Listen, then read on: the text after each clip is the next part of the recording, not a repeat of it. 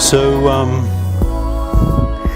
the topic I was given has to do with loneliness, even in a crowd. I call this the crowd of one. I don't know if you've ever experienced it. Generally, people try to stay very busy in life and preoccupied and involved with things because all of the noise and the clutter and the experience makes it so they are not having to really deal with what's going on within our actual heart. And it doesn't matter whether you're in Auckland, Wellington, Tokyo, Mumbai, Los Angeles. This is a common experience that people have. It happens also like in sometimes party environments. You go into a party and everybody seems to be having a good time. And here I am sort of pretending and wanting to sort of look like everything is okay and join the fun, as it were.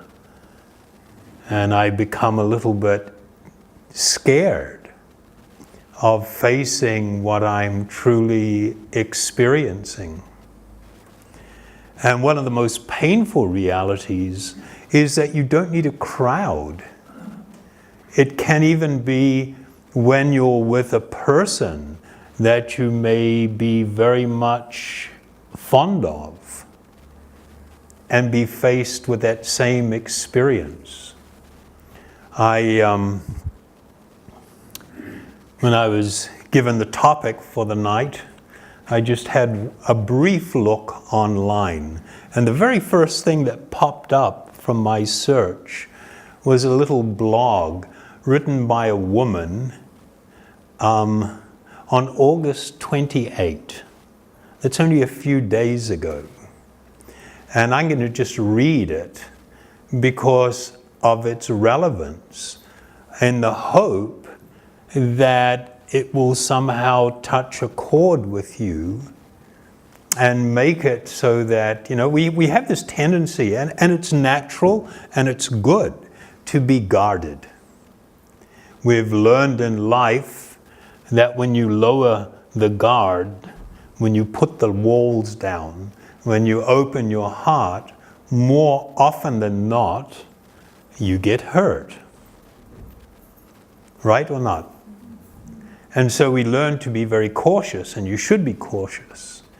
But when it comes to dealing with the spiritual cause of these experiences and a potential solution, it's necessary, while being a little guarded, to also be prepared to be a little open. And I'm hoping that this might help. That's why I'm going to read it. I'm lying in bed next to my husband. He is hugging me from the back, breathing to my neck. I could hear his breath slowing down and steady. I couldn't sleep. I stare blankly to the dark and I feel empty. I have almost everything people talk about when it comes to happiness. A good husband, a great job that I enjoy and pays me well. But here I am feeling all confused, blank, and painful. I feel numb, suffocate, and lifeless. For all the reasons I could think of, I should be grateful for the life I have and be happy about it. Yes, I am grateful, but I am not happy. I feel guilty for not being happy. I cannot talk to anyone. No one can understand. Even I can't understand. Everything is so quiet, and all I hear is my husband's breath and the sound of my wall clock. I feel so lonely. I feel like I am the only person in the world having this feeling. This feeling overwhelms me. It eats me alive, and I find myself lost in it piece by piece. I push people away because I think they don't truly understand me. I try to build a thick wall around me to protect myself and my loneliness.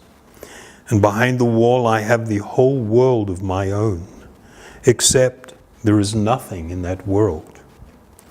I know it's not healthy for me to stay in my world forever. I know it is time for me to break the wall, but I just don't know how. Life is so hard out there. I don't want to risk my vulnerability to anyone. I simply cannot trust someone who doesn't understand me. It breaks my heart to conceal my true self. My loneliness gradually kills me from the inside.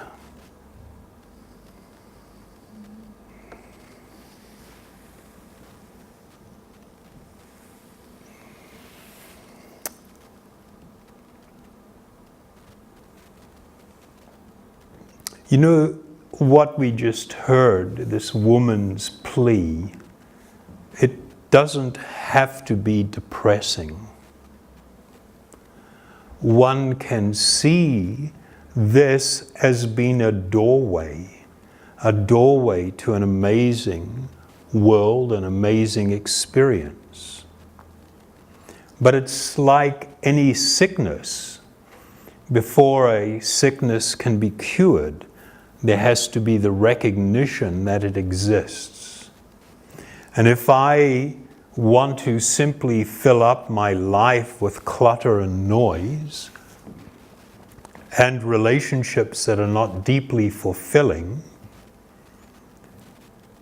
then in one sense I may be in a form of denial. And if I am in denial about what's going on in my life and my heart, then I will not look to address it. Or I may simply want to cover it up and pretend it's not there, which most people do for most of their life. The reality is, this experience points to the most fundamental of all spiritual truths.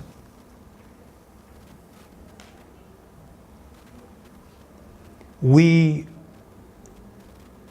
deeply desire relationship, and not just ordinary relationship. A relationship that is founded on the most wonderful experience of love, a love that we have probably never experienced, but we hope exists and we hope for. We cannot live without connection, without relationship, because it is fundamental to my spiritual existence. The driver, why I feel this way, is because it is to do with my innate and eternal spiritual nature. I'm not talking about the nature of the body or the nature of the mind. I'm talking about the nature of what's called in Sanskrit the Atma. Atma means the self, who I actually am, who I really am. Part of my eternal nature is to desire connection, relationship. This is actually the most perfect understanding of the word yoga. The word yoga is not some fluffy, semi kind of I don't know, what people think of mysticism and whatever. Yeah, it's mystical. It's deeply spiritual, but it speaks to an intimacy of union, an intimacy of connection, which we all desire, not just desire, which we all need. Now, here's the bummer part. If that wasn't a bummer already, here's the bummer part. The bummer part is that you cannot utterly and completely fulfill that need with another material personality. You can have wonderful connections, you can have wonderful relationships, but they will never, ever fulfill you on the level that you actually desire. And that's not the fault of another person. I mean, this is usually what happens, when people get connected in relationships, they so-called fall in love or whatever, and then they get to know each other. Is that back to front or what? You fall in love and then you get to know each other? And then you start complaining and whining about what a bad deal this is? Hey, it was your job to know in the first place. But the main thing is not to have this expectation. It is very unkind, even cruel, to put the burden on another person to fulfill your need for love. They can't do it. And we do it with each other. And it causes pain.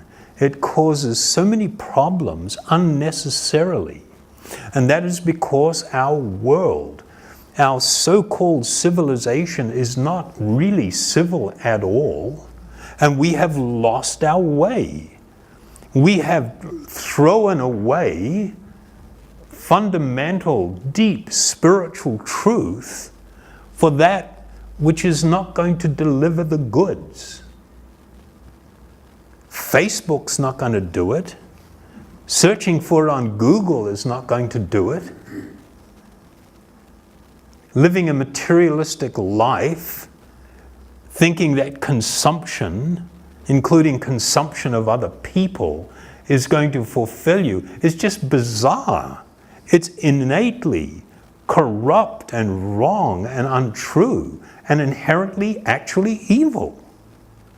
And we've created a whole society that delivers this message. All you got to do is buy this, hook up with this person, experience this, do this, and you will be fulfilled. You will find the love, you'll become free from loneliness, your life will be perfect and happy. Did you see that ad about that resort in Fiji or Bali? It looks so perfect. It's not perfect.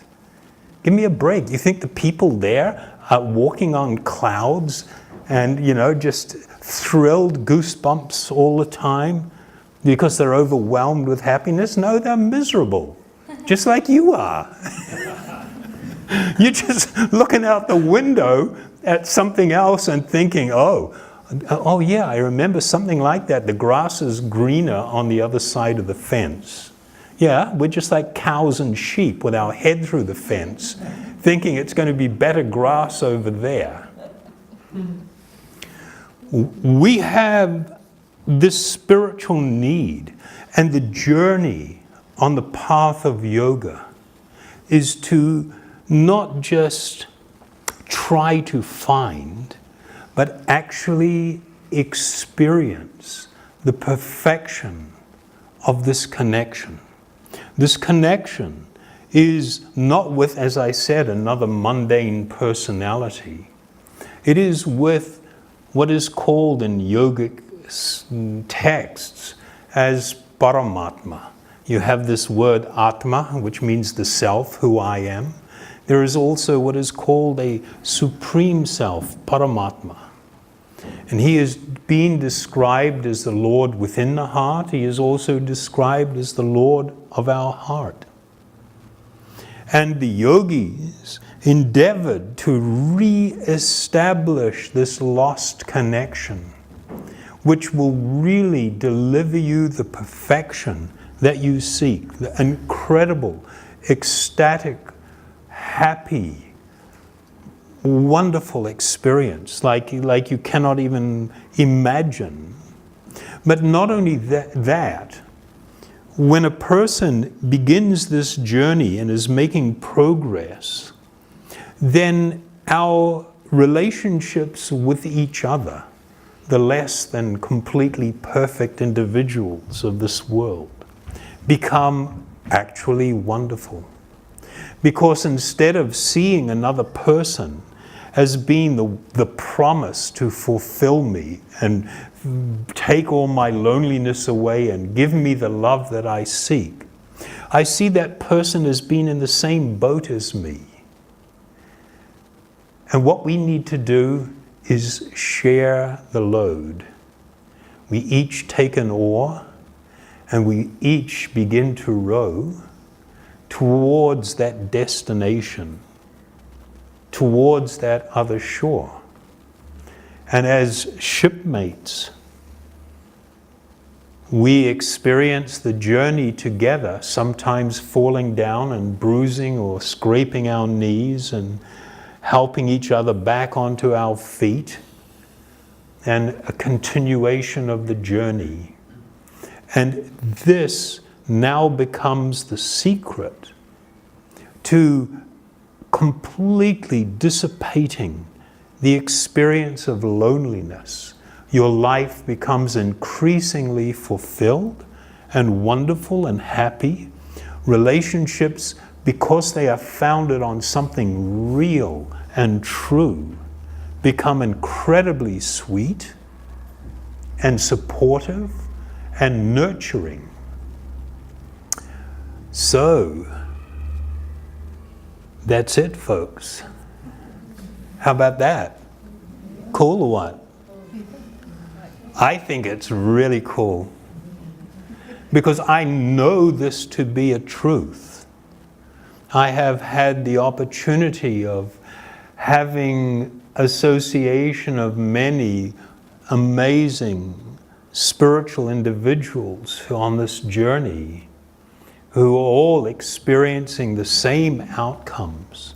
There's not different outcomes, there's different types of variations of flavor, but it's fundamentally the same experience for us all. We are all on this journey together, or should be on this journey together. Don't get lost, don't buy into the crap, and there's plenty of it out there. Everybody's selling a solution in so many different ways. But fundamentally, everyone selling a solution is only seeking your money and making empty promises. Okay? So, doing the work. I teach one course in the main prison here in Auckland, Palermo, and we have amazing response from the inmates. Their situation is in some ways good because there's not too many distractions and there is nothing nice about being in there. And so they have to dig in, but they experience the benefit. But the program that we teach, it's comprised of this knowledge, this spiritual knowledge, which I am sharing with you. This knowledge, you can take it and you can understand it, but that doesn't necessarily change you. It's like an idea in your head. But we've been deeply conditioned to act in so many different ways and to seek this fulfillment in these same places. Wisdom means being able to take knowledge and apply it to your life. When you walk on the path of true knowledge, you are acting in wisdom. And the thing that will change mental understanding to a genuine spiritual experience and the vision to see with great clarity and the inspiration to make the right choices for better outcomes in life is the process of meditation.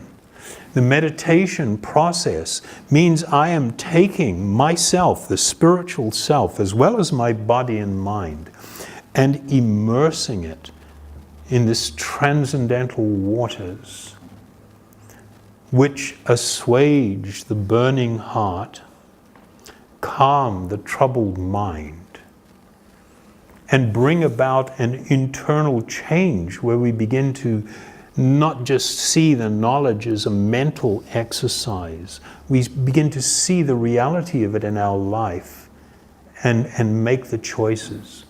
And so being able to build a personal practice. You know, this is not about joining anything. We got no teams, no club to join, no organization to join. Your spiritual journey is personal and individual. It has nothing to do with anybody else. It's you are the one responsible for it. Learning to build a personal practice where you engage in this process on a daily basis, even for a short while, will have a profound effect on your life, I promise. And with that, we will chant a little.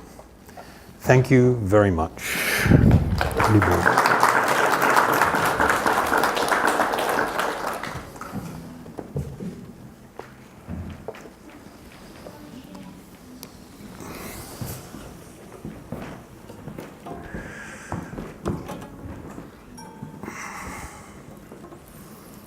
I'm not sure how this is going to go. I almost cut my thumb off a couple of weeks ago. And hopefully it's going to function for me.